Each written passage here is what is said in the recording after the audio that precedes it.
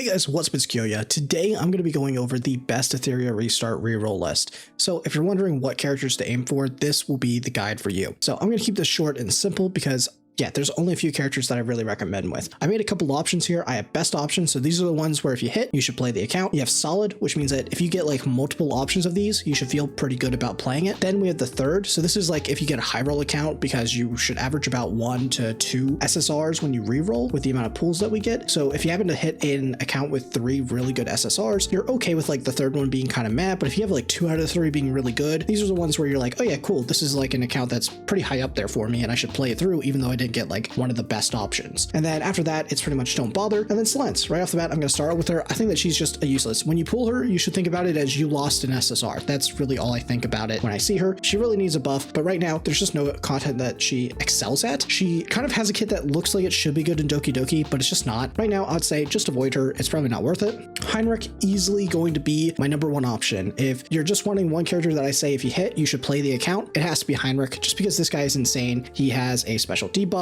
He is the best stripper in the game, and he is also really fast, does good damage, really good at all stages of progression, both early, mid, late, and end game. Yeah, there's no one better than Heinrich. Then we have Lily. I would also put her up here. Vulcan loves her. I love her. She's great. She is a really good, solid utility character. Even if there are characters that come out that are like her, you're probably just going to be like, oh, that's more versions of Lily that are either slightly worse or maybe a little bit better because of power creep. But overall, I think Lily is a really solid character that we're going to see a lot of and stick around for a very long time. Mio, I think that she is a really solid option. Well, she's 113 speed. She's fast and she has all that manipulation. Marvel was 115 and he did all that. She now has lower cooldowns than him. Yes, I understand why people think Mio looks great, but there's one thing I think a lot of people are overlooking about her. While her speed was 113, that was when she was on the test server, which is what we saw from Hypertalk, which now, after re-looking at it, because Tiamat also had that extra 10 speed from when you raised their ascension level. So that means is that in reality, Mio is actually going to be 10 speed slower than Marvel. Well, actually 12 speed slower, because she is effectively what we would have considered 103. So unless maybe that's from a earlier build and we're actually missing out on that, we're gonna have to see her exact stats to really understand where she is. But right now, based on the information that I have, I'm going to rate her in solid. I would still probably play an account with her. I don't think she's going to be as great to your progression as Heinrich or Lily, but I think she's definitely a solid option. Shadow Sonya, she's good if you get her. She opens you up to a lot of dot teams, which can do some pretty interesting clears that you normally couldn't do. Issue about her is that you have to either know how to fully utilize her, if you know what I mean, or she's not going to be the character for you. Then there's Chloros. I think that he's also another really good third option, simply due to the fact that he pairs really well with characters, but if you don't have those characters on your account to pair him with, then it kind of sucks. You have to really invest into Chloros as a line for your account. Now, maybe it's optimal to do that now after his buff, building him with Ting, really good pair together, but is that really a line that you want to force yourself down? No, I want to say that's how I'm going to build my account. Maybe it is optimal. We'll have to find out. You're okay with having him. If you get him, you feel pretty good about it, but he is not going to be the one that sells me on playing that account. Doki Doki, I'm also going to put her in actually don't bother. I think that she's just too difficult to use. I think there are just so many better options. She is really good in PvP, don't get me wrong. She is really good in late game PvE, but she is not going to do anything for your account for a very long time. She's going to sit there in storage. This is just not a character that I would say is worth it. You could argue that she's a third with, but I wouldn't say, oh my god, I pulled Doki Doki, I have to keep this account. So yeah, I mean, like, at least with Chloros, if you get some really good combos, you're like, oh, awesome. Shadow Sign, you're like, cool, I can play Dot. That's a great opener. Doki doesn't enable anything. She doesn't insanely pair well. She's just a solid, okay character, which is great, but that's like a 4th or a 5th option, right? Mia, also don't bother. There's just so many good healers. She's not really bringing anything to the table. She's not good for how you want to use her in PvE progression until very, very, very late game, because there's just so many other healers, mostly after they buff the red Shiaki. I just don't think she's a unit that I'm going to value when I'm rerolling. Hellkid is also really, really good. I would actually put him as a solid option. I think if I got Hellkid and I got him paired with other top tier options and maybe even a third option like from down here, I would very easily try to play that account, because you can do some things with him that you can't do with other characters, very similarly to Mio. This is what you're going to see as the common trend for the solids, is they just do stuff that's unique that no one else does, and they're very, very specifically OP in very specific scenarios. And I think Hellkid just ticks all those boxes. I don't really feel like I can ever put a RGB here in the best options, but he is probably the closest to it. Bayotin is also one of those characters where it's like, yeah, if I get her, great. I feel amazing having her. She's an amazing PvE unit. and she's also decent in PvP, but you don't need her. She's kind of like, oh, cool, I got 2 really good characters, and I also have Beotin. Okay, I'll play this account. I'll cook. Klaus is in the same tier. She's really good. I love her. I think she's amazing.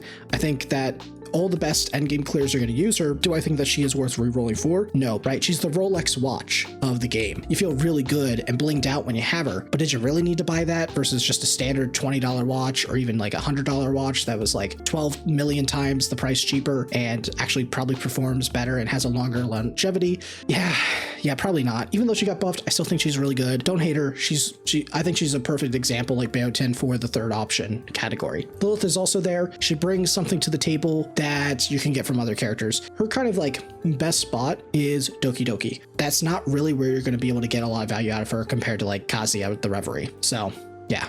She's great. You feel okay about it. She's more of a PvP character. Suki, very solid option. She's really flexible, very good. She's a unit that like, again, if I got this and like another top tier unit, I would do it, but she's definitely not a standalone seller. Giada is probably, actually, I'm going to put her here. A lot of people are going to be surprised about this, but Giada just opens up a very interesting situation in your account where she's one of those characters that you can build your account around. And I would not be surprised to see people do it. 1, because she's hot. I expect people to just do it for that sake. But 2, I think that her kit has the potential to where it rewards you for building your account around her. Am I saying it's the most optimal? No, but would I say that it's a option? Absolutely. So if you like her, you're going to have fun playing her. And I think that you can build an account around her. Mostly now that we know that the new SR is a green unit, you're not going to have the trouble of trying to build your account around her because now you can play the full free-to-play team and clear Teramaton as well late game, which means that Giada covers the other 2. So yeah, I think that she's actually probably the best RGB to reroll for, and would say if you got her, you definitely would think about playing the account just to have that as an option on the side, most if you like her design. I would almost always say, oh, if I got her in like any of the solids, 100%, that's a very, very high priority account for me. Bjorn, solid option, got buffed. Great in PvP. He's a good upgrade over Viper for your stripper for Aurora. He's just a good character. So I think that he's very up there. He's a very fair one. Rahu, he's kind of in the same boat as Hellkid here, honestly, where these both are like really good PvE characters, also insane in PvP. Like they're mainly PvP, but they have amazing utility in PvE. So I definitely expect to see these 2 be a thing. If I get an account with Hellkid and Rahu, I'd say, screw it. I'm playing it. I know I'm going to do well in RTA. Sure, I'm going to take 20 minutes to clear every dungeon, but is it going to get cleared? Yeah, that's what I thought. So who's really laughing? Veronica. Yeah, she's a 3rd option. She's really good. She's solid in PvP, mostly after they reverted her spread of the buff. I think that's a huge buff to her. Am I being sold on an account for her? Probably not. I think that if it wasn't for the fact that they did finally introduce the option for Teramaton to free-to-plays, she would be here. But now that we know that it's green, for sure, 100%, I would put Veronica here in the 3rd option. You feel okay seeing her, but you definitely want to have a good amount of the ones here from Solid. I'm also going to put Tiamat here. I think that she's just been so hit on the value. She's probably a toss-up between Solid and third option for me. I just think that it's such a hard hit that I just wouldn't want to play around her personally. That's just my recommendation. I wouldn't be surprised if you guys think that she deserves to be here, but in my opinion, I would put her as like, if I got this and I got a Tiamat, I'd put her very highly. I think she's up here with like Sonya as, oh my god, I pulled a Tiamat and I also have a Rahu and Hellkid. We're going to town. Molcha very easily up here, definitely up here as well. She's just like, if you get her, you pretty much open up your selector for anyone, and that's always great. So I think like if I got her in like another top tier SSR, then I would definitely be saying like, oh, awesome. Romolka is definitely someone that I want to keep in mind. Freya, she's kind of in the dope bother because I can always just pull her from the limited. It's not like the selector where it's like, I get that choice. I always know that like in the first 9 days, I can pull Freya and be pretty happy about it. So you don't want to reroll for her. Linglo, obviously don't bother. You get her for free. Now let's talk about these two because I think that a lot of people are going to be surprised where I put them. A lot of people would either put Rosa as like, she's a really good option to build your account around. A lot of people have had issues with that during the CBT because there were a lot of people who pulled for Rosa because she was one of those characters that people said, oh my god, she's hot, I want her. But I also don't think she's bad. There's a lot of people around that fence where after they had that experience, she's bad. I think she's very perfectly in the solid. There's a lot of great combinations. If you get her and Chloros, you're going to feel really good about your account. This is like one of those strong pairs, just like Hellkid and Rahu. I do think it's weaker, the Rosa and Chloros pair, compared to these two. There are pairs with Rosa that they just fuck. That's really all I have to say. Finally, Messiah. I'm actually going to put him in third. Why?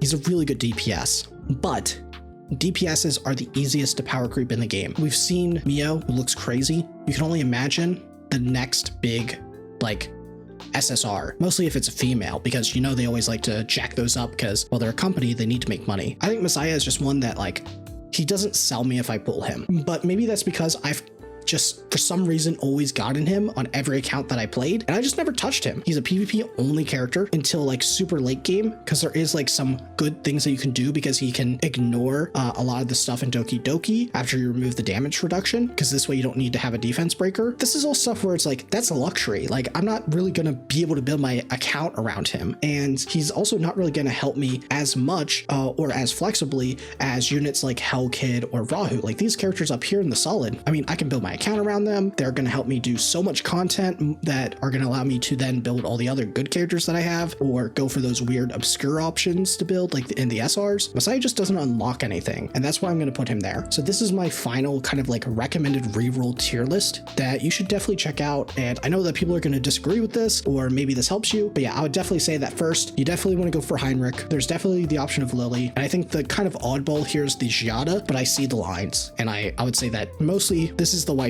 pick. If you like Giada, I 100% recommend that you go and just pull your Giada, because you're going to enjoy the game much more. Anyway, guys, thanks so much for watching, and see y'all next time.